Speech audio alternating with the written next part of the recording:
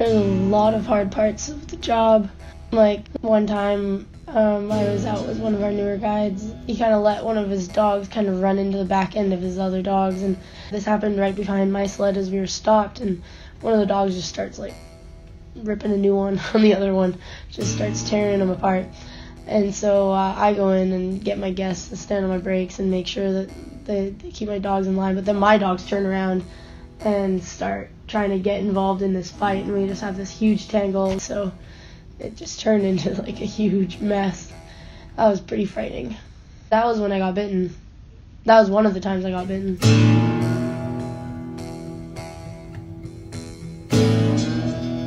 I don't really know when I work until like the day before, and sometimes I don't know when I work until hours before. I don't really mind. When you wake up in the morning and you see that your car is buried in a foot of snow or more, and you gotta call Eric and be like, I can't drive to work because my car can't make it up your driveway, or let alone off of my street because it hasn't been plowed, and then you realize, oh no, I'm gonna be dog sledding in this.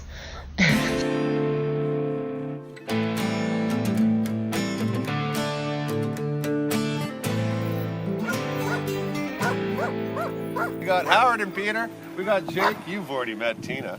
I'm Eric. And, we've got an acre of sled dogs. We've heard a lot about you. I'm sure, all good things, I'm sure. And we've got an acre of sled dogs here. We've got 29 adults here and a bunch of puppies underneath there.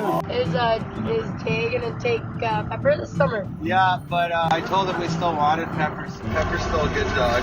And then I'm gonna take one more dog. Jake and I'll just run 7. I think I'll just run 7 as well. You sure? What do you think I should have 8? No. You can run 7. Just run 7. You don't need to go fast. You guys aren't doing the Iditarod. Working with Eric is really, really fun. So I kind of walk them in 2-wheel drive, as you can see, because once they're in 4x4, they're sled dogs that'll pull me in my face. It's really hectic. It's really relaxed, too. Oh, you put 2 in 1? Yeah. You got a better way that I can haul 25 dogs around on all ears. I didn't know you could put 2 in 1. Yeah. I don't know if hectic and relaxed can be put together, but it kind of is like that. You just ripped my jack. Get in there. Adequate.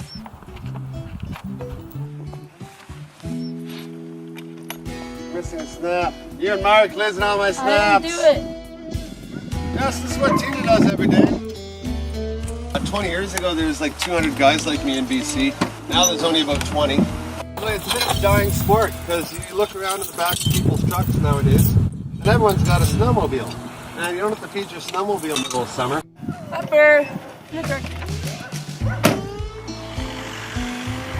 I kind of am self-taught, and you know what? It's a good way to learn. I would have liked to have a mentor teach me. I wasted a lot of time when someone could have just taught me right away. It took me 8 years to learn. Could have took me 8 minutes to learn if Musher was just like, why do you do it this way, you idiot?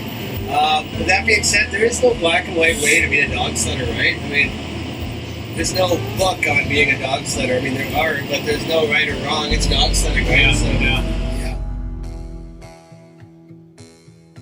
You got traffic coming behind you there, Peter. Okay.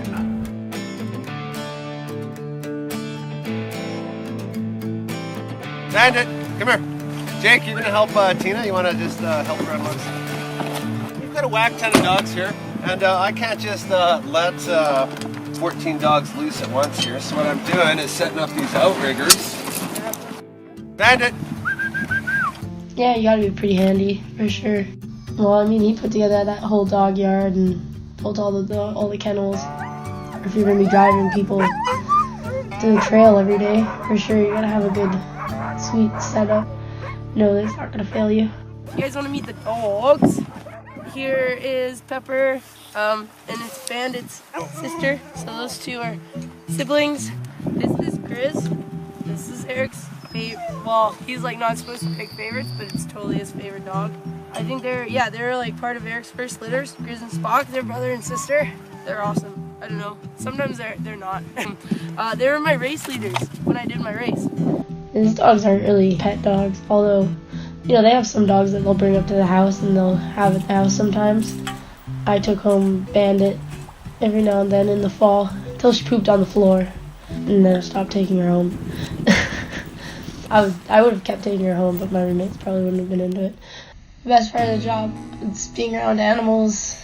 It's kind of hard when people don't want to interact with animals when you're out there, because I find the dog sled ride itself isn't actually like the most important part of the whole journey. It's like getting to know the animals and showing them like gratitude and appreciation on tour and before and after, so that they will want to run.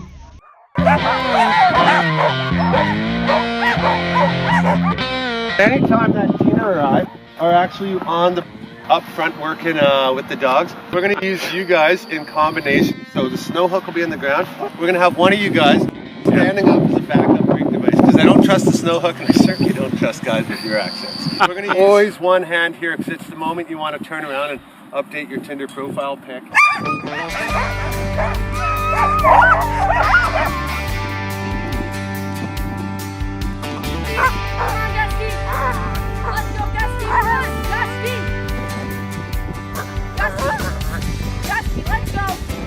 Taking your own sled out on your own is totally different than going out with clients. There's a lot more like power.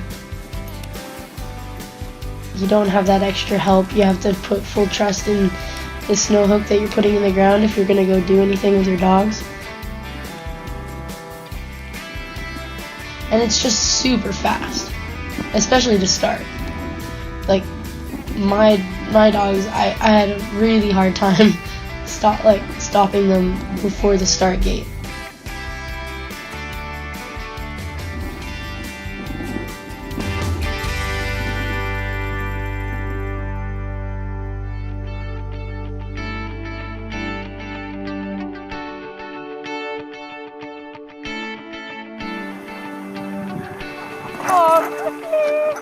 Thanks, Tina.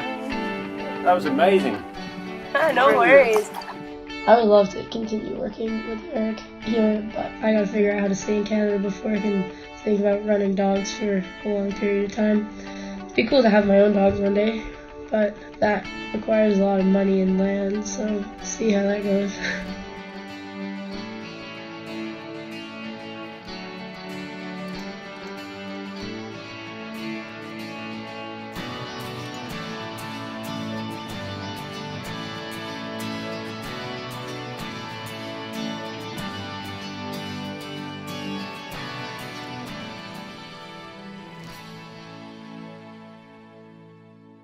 Bandit, come here. Bandit. Bandit.